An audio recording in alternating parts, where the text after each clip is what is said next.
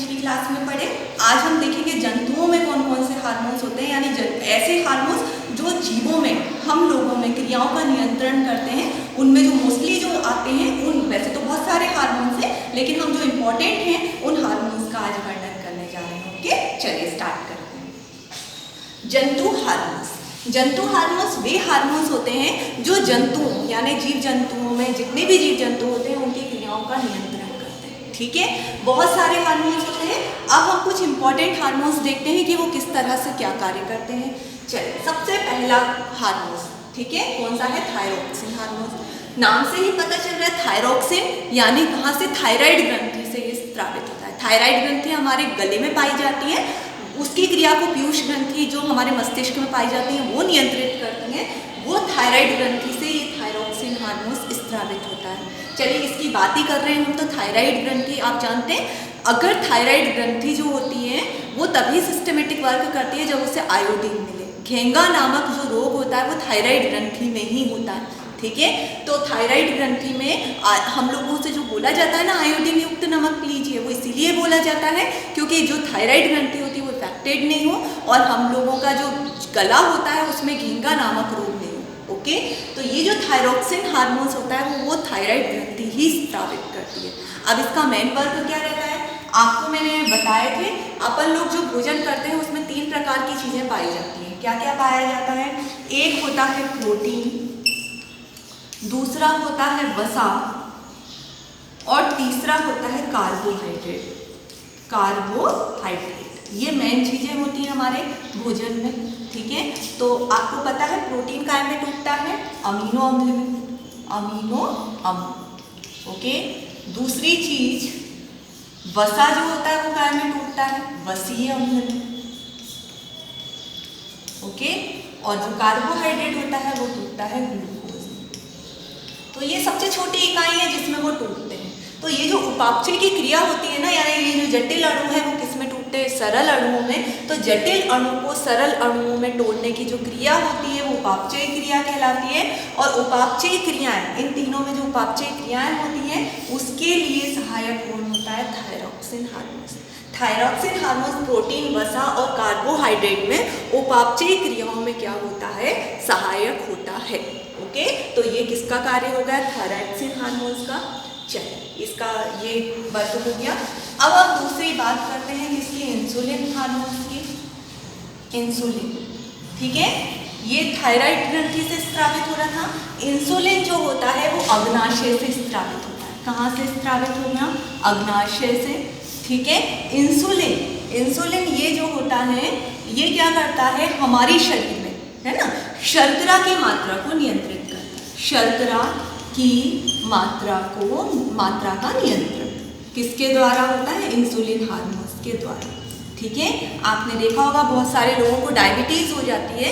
Diabetes में क्या होता है? उनके शरीर में ये जो हार्मोन्स होता है वो स्रावित होना या तो कम हो जाता है या बंद हो जाता है। अब शरीर में ये हार्मोन्स ही नहीं है तो शर्करा यानी जो ग्लूकोज होगा उसकी मात्रा को कौन नियंत्रित करेगा? इसलिए जो डॉक्टर होते हैं, ज़्यादा ग्लूकोज जिन चीज़ों से बनता है जैसे आलू है, ठीक है, आलू वगैरह, इन चीज़ों को खाने का मना इसलिए करते हैं क्योंकि आलू वगैरह से क्या होता है? ग्लूकोज ज़्यादा स्रावित होता है। अब वो शरीर में ग्लूकोज तो पहुंच गया बहुत ज़्यादा क्वांटिटी में, अब उसको कंट्रोल करने के लिए हार्मोन्स ही नहीं है, इंसुलिन हार्मोन्स। ठीक है, तो अब इंसुलिन हार्मोन्स नहीं है, इसीलिए उनसे बोला जाता है कि ऐसी चीज़ें ना लें जिससे कि ज़्यादा ग्लूकोज बने। ओके, तो आप वहाँ पर जो डायबिटीज़ के लोग होते हैं उनको शर्करा की मात्रा को नियंत्रित करने के लिए एक इंजेक्शन दिया जाता है, उसमें भी इंसुलिन होता है। तो इंजेक्शन के थ्रू उस चीज़ को शरीर में दिया जाता है, इंसुलिन को, जिसके कारण कि उस शुगर लेवल को कंट्रोल किया जाता है। अगर उसको कंट्रोल नहीं किया गया तो चक्कर आ जाता है, व्यक्ति को घबराहट होने लगती है।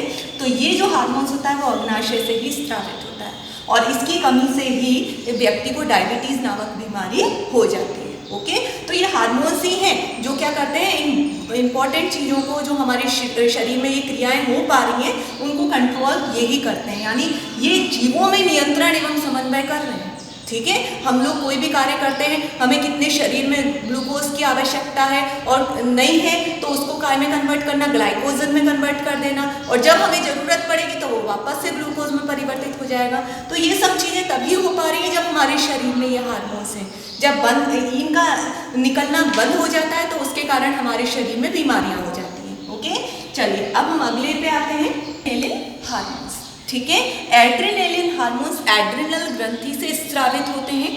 अब ये जो एड्रेनलिन हार्मोन्स होता है वो क्या करता है, हमारे शरीर में जो रक्त दाब होता है, रक्त दाब को बढ़ाना, है ना, रक्त दाब बढ़ाना और हृदय के स्पंदन की गति को बढ़ाना। मीन्स आपका जो हार्ट होता है वो धड़कता है तो उसकी गति, हृदय की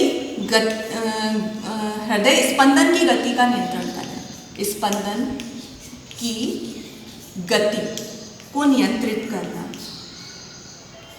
ठीक है, तो ये कार्य किसका हो जाएगा, एड्रेनलिन हार्मोन्स का, नियंत्रित करना। ठीक है, पित्ताशय देखा था आपने, जहाँ से पित्त रस स्रावित होता है, तो वहाँ ऊपर एक एड्रिनल ग्रंथि होती है। मैंने आपको आप पहले की वीडियो देखिएगा जिसमें मैंने मनुष्य का पाचन तंत्र बताया था, तो उसमें आपको एड्रिनल ग्रंथि दिखेगी, मैंने उसके बारे में बताया था। वहाँ से ये हार्मोन स्रावित होता है और वो क्या करता है, रक्त दाब यानी ब्लड प्रेशर जो होता है उसको बढ़ाना और हृदय स्पंदन की जो गति अगर लो हो जाती है ना, तो उसको क्या करना, नियंत्रित करना। ये सभी कार्य किसके होते हैं, एड्रेनलिन हार्मोन्स के। ओके, चलिए, वो तो नाम से ही समझ में आ रहा है, जो मनुष्य में वृद्धि एवं विकास में सहायक होता है उस हार्मोन्स को हम वृद्धि हार्मोन्स कहते हैं। अगर ये हार्मोन्स कम स्रावित होते हैं तो उसके कारण क्या होता है, कोई भी जो व्यक्ति होता है वो बौना रह जाता है। ओके, तो जो वृद्धि हार्मोन्स होते हैं अगर ज़्यादा स्रावित होते हैं तो लंबाई में ज़्यादा वृद्धि हो जाती है। तो ये वृद्धि और विकास जो होता है उसको नियंत्रित करने का कार्य कौन करता है, वृद्धि हार्मोन्स करता है। ओके, चलिए अब हम अगला हार्मोन्स देखें। अगला हार्मोन है वैसोप्रेसिन हार्मोन। ठीक है, वैसोप्रेसिन ये भी थायराइड ग्रंथि से स्रावित होता है, थायराइड ग्रंथि से स्रावित होने वाला हार्मोन है और इसका कार्य होता है, मेनली ये वर्क करता है किडनी में। मैं आपको पहले भी बता चुकी हूँ, किडनी में जो आवश्यक पदार्थ होते हैं, पहले तो वो छनकर कहाँ आ जाते हैं, नीचे। तो जो छनकर आया है नीचे उसमें कुछ उपयोगी पदार्थ भी होते हैं, ग्लूकोज होता है, जल होता है, आवश्यक तत्व होते हैं। तो किडनी से जल की आवश्यक मात्रा, जल की आवश्यक मात्रा पुनः अवशोषित कर दी जाती है, पुनः अवशोषित करना। ठीक है, ये मेन वर्क होता है किसका, वैसोप्रेसिन का।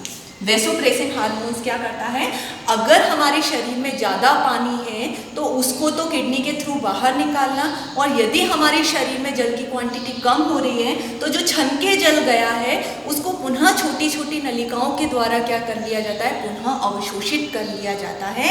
यानी जल की मात्रा को नियंत्रित करने का कार्य कौन करता है, वैसोप्रेसिन हार्मोन्स करता है। ओके, पहला कार्य तो ये हो गया। और दूसरा कार्य ये भी क्या करता है, रक्त दाब में वृद्धि करता है, रक्त दाब में वृद्धि।